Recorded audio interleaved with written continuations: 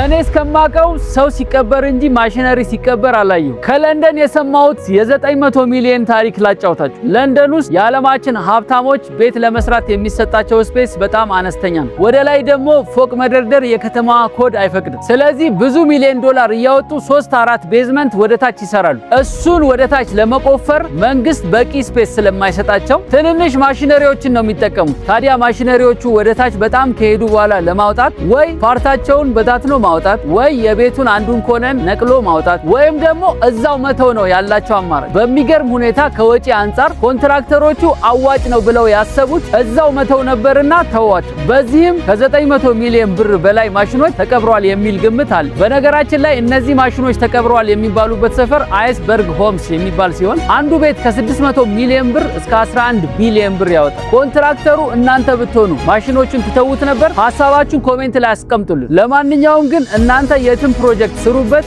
እኛ ማሽነሪዎችን በአዲስና በዩዝድ በባንክና በካሽ አማራጭ ይዘን ቀርበናል። ማሽነሪዎቹን ለማየት ቃሊቲ ውሃ ልማት ወደ ካዲስኮ በሚወስደው መንገድ ጋዳል ማርኬት ሾሩም ውስጥ እንገኛለን። መልካም ቀን። ጋዳል ቴክኖሎጂስ ኮኔክቲንግ ማይንድስ